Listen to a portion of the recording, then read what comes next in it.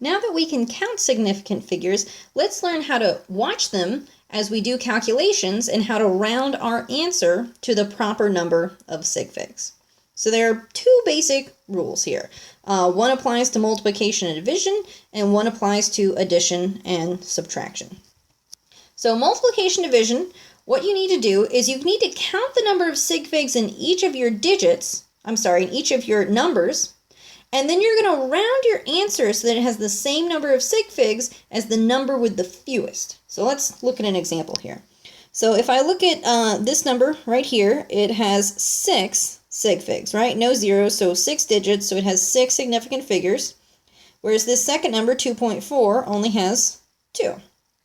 Now I just put the answer here because I trust we can type this into my calculator and it's going to give us a bunch of extra digits. So we look here and we say the first number had 6, the second one had 2. Which one of these is smaller? Of course, that's going to be the 2. So I need to round my answer so it only has 2 significant figures. So I'm going to start counting from that first non-zero digit, which is this 2 here. So 2, 1, I'm going to underline that. That's where I need to round. So now that I'm rounding, I'm going to look at the number next to it, and that's going to determine if I round up or down. So 5 or above rounds up, 4 below rounds down, and I see I have a 9, so that's going to round up, so this is going to round to 22. All right, now let's look at addition subtraction. In addition and subtraction, you do the same basic idea, but instead of counting sig figs, you count decimal places. So let's look at this first example over here. If we look at these numbers being added together, let's count the number of decimal places. So this first number has 3 decimal places, second number has 1, and the third number has 2, right? How many digits after the decimal place? So I'm going to pick the one with the fewest, that would be 1. So that means my answer has to stop after 1 decimal place. So it has to stop after that first decimal place. So once again, I'm going to round. There's a 7 next to it. That means it's going to round up. So this is going to be 130.5. Now, sometimes the addition-subtraction rule is a little tricky. If we look at example 2 here, we see that none of these seem to have any decimal places. So what we really need to look at is where the last significant figure is. Remember, trailing zeros don't count if there's no decimal place. So what I like to do is go through and underline. And I can see that, okay, this one right here has the last non-zero digit is a 5. Here it's also a 5, and this one is its 1 right here. You can kind of see. So what I need to do is pick the one that stops soonest. So we can see if we look back at example 1, by picking the one with the fewest decimal places, we really picked the one that cut off the soonest, right after that 9. Can't draw very well. So we need to do the same thing over here and figure out, well, where does this number cut off? Well, the first one has it in the hundreds, the second one has it in the thousands, and the last one has it in the ones place, so it's really going to be in this thousands here. So I'm going to need to cut it off after the thousandths place. So it's similar to the number of decimal places. It's whichever one stops having sig figs the soonest, basically, which in this case is right here, because you can see after that it just has zeros. So I need to round this number. Now if we look next to it, we see that's a 2, it's going to round down, so we're going to have 46, but we can't stop there. This number is 46,251. That's not going to round to 46. If I round it to the nearest thousand, it's going to round to 46,000. So we need to keep in mind, if you're rounding a number that's bigger than 1, you need to fill in all those extra spaces with zeros. So it has the same magnitude as it did before. The other key thing is just to make sure you don't round until the very end of the calculation. Sometimes a problem has multiple steps, and you don't want to round too soon. So let's look at a couple more examples of these. All right, perform each of the following calculations to the correct number of significant figures. So we can really easily plug this into my calculator, right? 89.3 times 77 times 0.08 is going to give me 550. But what I need to do is figure out my sig figs. So here I have 3. Here I see I have a decimal point, so if I start counting from the right, I have 1, 2, 3. So I have 3 sig figs. Here, if I start counting from the right, I only have 1. Again, leading zeros don't count. So I have 3, 3, and 1. We're multiplying, so I just need to find the smallest one, which is 1. I need to round this number so it only has 1 sig fig. So I need to round it right here. So if we look at this, all right, I want 1 sig fig left. It has a 5 next to it, so it's going to round up. But since this number is bigger than 1, I need to turn those others into zeros. So 550 isn't going to round to 6, it's going to round to 600. Or if I wanted to write this in scientific notation, 6 times 10 to the second, right? 1, 2. Beautiful. Now let's look at it for addition. Subtraction would be the same thing, of course. Now I have the option where I can line them up like I did above. 123 plus 45.5 plus 72. And that makes it really easy to see. This guy ends in the ones place, this after 1 decimal, and this in the ones place. So after I add these all up, I'm going to get 240.5, right? Just type that guy into my calculator.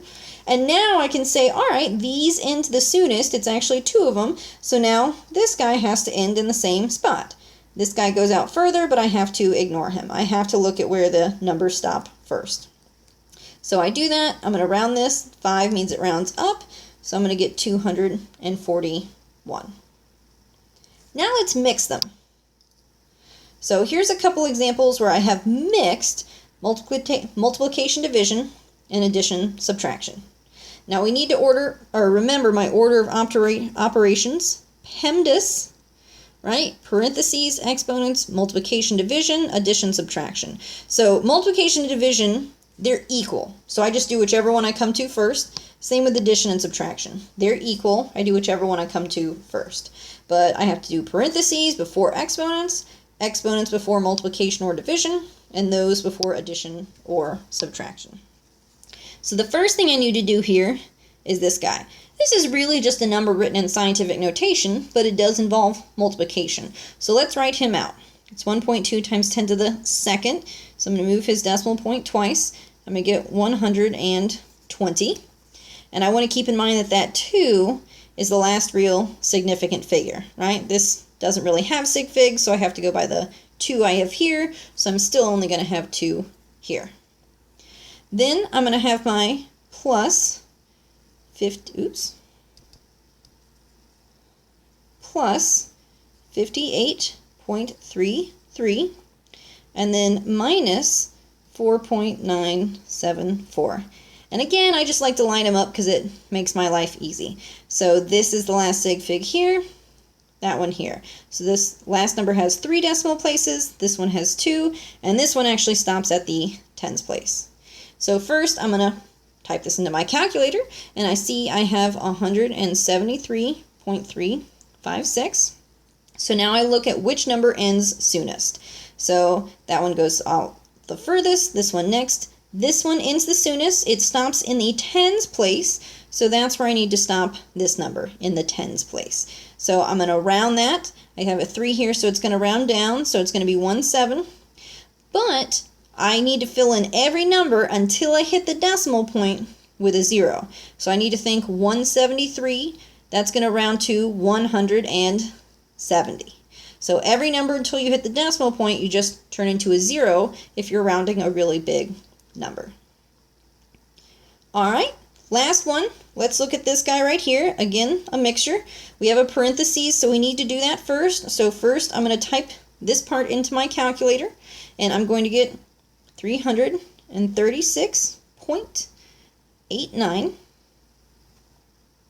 And now I'm going to go ahead and mark where my sig fig is, doing that underlining thing you've seen me do. And I could line them up, but I can also just look at it and see, okay, this guy right here has 2 decimal places, right, 2 nines, whereas this number right here only has 1 decimal place. So I pick the number that's smallest. My answer is only going to have 1 decimal place. So I'm just going to underline that right there. I don't want to round yet because we don't round until the very end. Now I'll do this second piece. Divide it by 5.3. So I'm not going to round this. I'm going to type that whole thing into my calculator, divide it by 5.3. I'm going to get 63.56.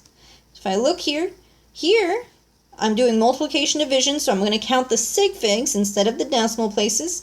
I have 2 here. In this one, I'm going to ignore the 9 because he's not significant. So if I'm just counting my sig figs, I have 1, 2, 3, 4. So I have 4 sig figs here because I only needed 1 decimal place. I have 2 here. I have to go with the one that has the fewest. So here I'm going to have 64. So when you have addition, subtraction, and multiplication division, you have to follow the rules for each one and then move on to the second step. So notice in the first one, first I looked at the multiplication and tracked his sig figs, and then I went on and did the other addition and subtraction. For the second problem, I did the subtraction first, tracked what that sig fig would be, and then I went on and did the division, and then I used the division sig fig rules. So sometimes you have to use both in the same problem. So just go carefully, keep track as you go, and make sure you don't round until the very end.